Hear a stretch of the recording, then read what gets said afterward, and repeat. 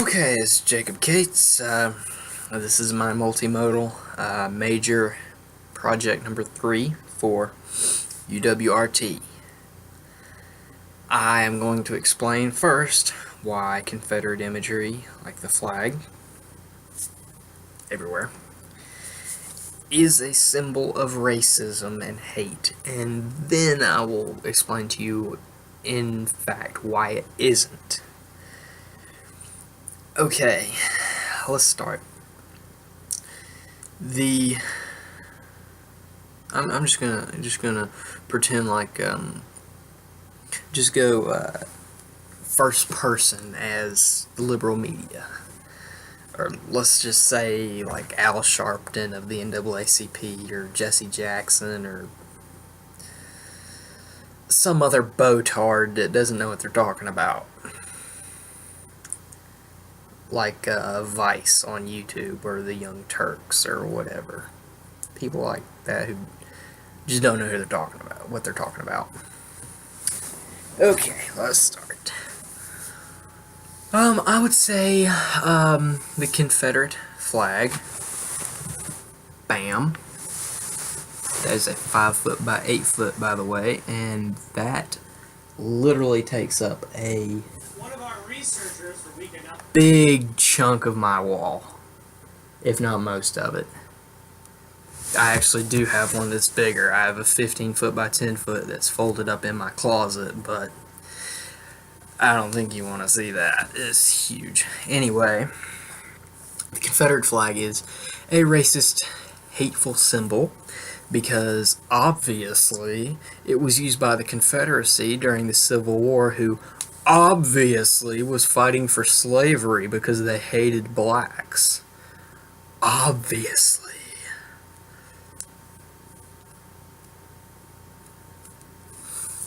And this is quite obvious because we've been told this ever since we were little in public school. From the time we were little niños up till the time we're big, like now, that the Civil War was all about slavery. And we believe it because it was told to us by the media and the public school system, which are both such wells of truthful knowledge. But just like the fact that the war is about slavery, there are many other facts we're taught as well. Like, these things right here are bad, and no one should ever own them ever for any reason. Ever.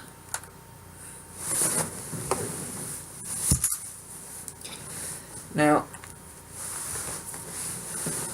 the fact that the war is about slavery stems from many, many different sources, one being several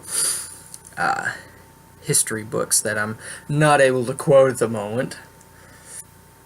Isn't that quite the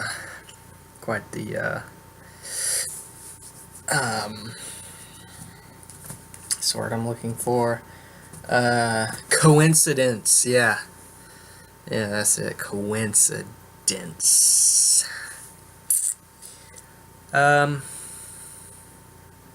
Also, it's a racist symbol because obviously every time we see the KKK on the news or wherever online, they're carrying that flag. And obviously, since the Klan is carrying it, that makes it a bad symbol.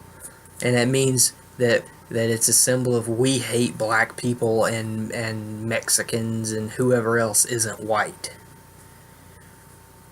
Because it's carried by a organization that believes those very things. Also, it's a bad symbol because it was carried by the Confederacy, as we covered before, and which was condemned by Abraham Lincoln, who is this great savior who freed the blacks and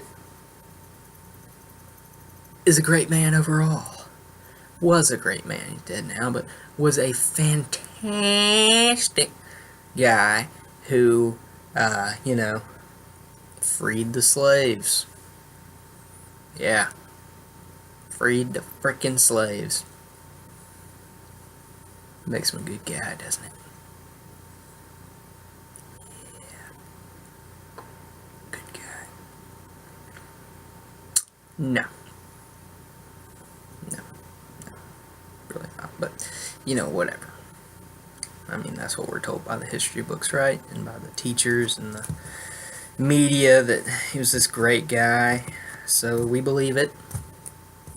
Take it as fact, Don't do any research for ourselves. Don't look up the actual government archives and the papers and read first-hand accounts of real people that were actually there, and actual quotes of what Abraham Lincoln said, and other people like him, like General Grant and General Sherman, General Burnside, and those guys.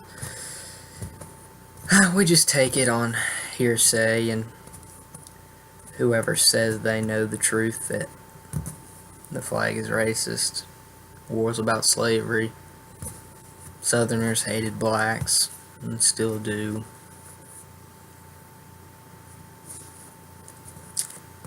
Well, I mean, yeah, that's what we believe. Okay, that's enough. Let's return to reality here for a minute. Let's come back to reality. Yeah. You like my butternut cavalry kepi? Yeah. I just wear it, I don't wear it for reenacting because I'm infantry. I'm not cavalry, but I like it. So, let's get back to this whole thing that the war was about slavery. It wasn't. It wasn't. It just wasn't. It was about states' rights. States wanting to do as they saw fit to govern themselves. They were oppressed by an overbearing federal government who pushed on them very unfair taxes. The South was paying about the majority of the taxes, anywhere from about 60 to about 80-something% of the taxes in the U.S. at that time, which was just ludicrously unfair.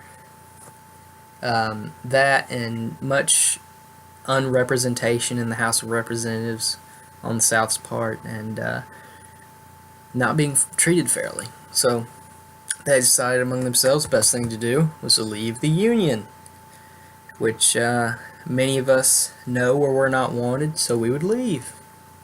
A reasonable thing to want and do, isn't it? Well,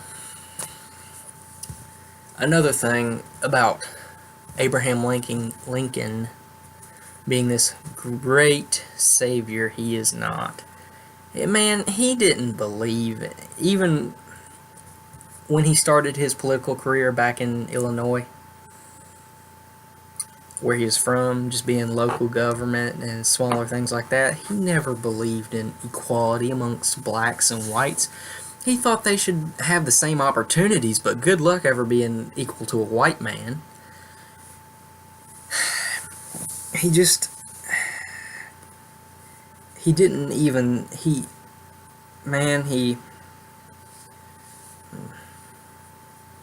I'm sorry, I can't quite find the words on the top of my head.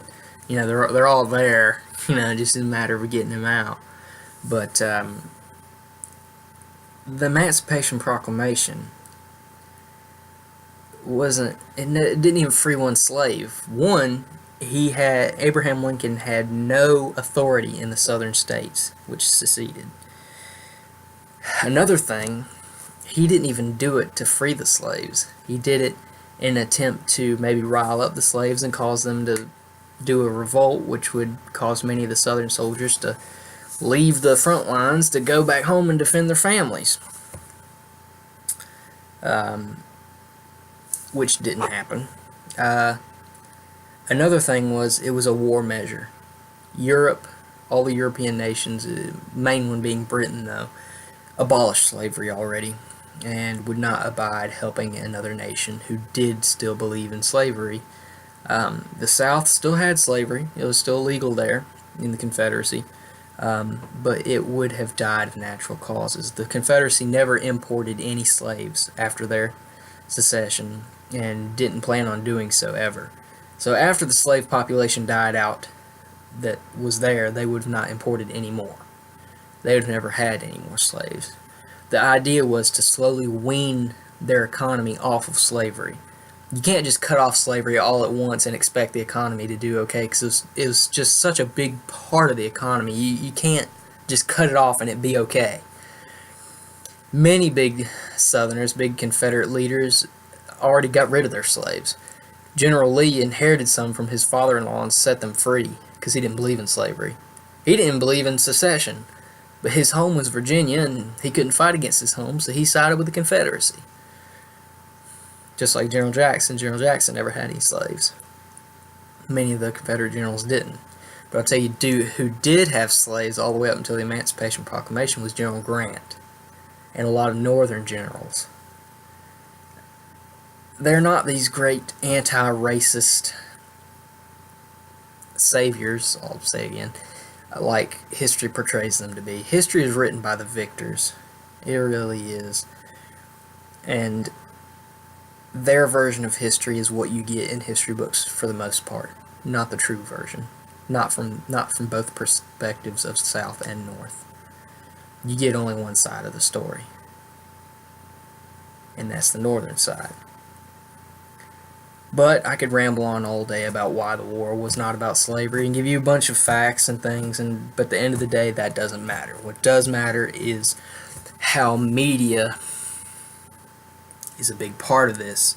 How media plays a role in why that symbol right there is so divisive or decisive, whatever the word is I'm trying to look for here, these days. For the longest time back in the day, that symbol right there, nobody would have given a single crap if they would have seen it. They'd be like, oh, okay, it's a Confederate flag, whatever. Like back in the days, when the Dukes of Hazzard was on TV in the late 70s and early to mid 80s, it was featured prominently on top of the 69 Charger General Lee car, which I have several of right there. 69 Charger, 68 to 70 Charger is easily my favorite car, but that's also neither here nor there. I also have a couple old Chargers. I have a 69 and a 70 that I plan on restoring one day and making a General Lee out of, but that's back to the point. Back then, when the show was running, nobody cared. Nobody cared that the flag was on top of the car. It was just, just there. And it wasn't seen as a symbol of racism. But now the media is such a big deal with the news and the internet.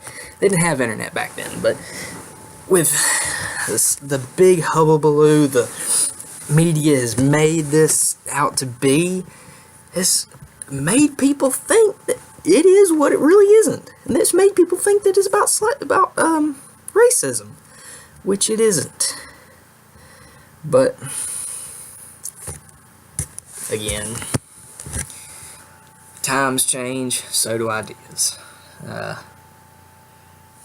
And as many things go, truth is lost somewhere in the mix. And it just so happens that with the ideas being spread and making them easier to be spread through modern media, the truth gets diluted, lies get promoted as truth. People spread their opinion as fact, and many others take it as fact, and so on and so on, and it becomes, well, what we take as fact, which isn't. I hope this was very insightful. This is the end of my project. Hope you enjoyed it, and thanks for listening.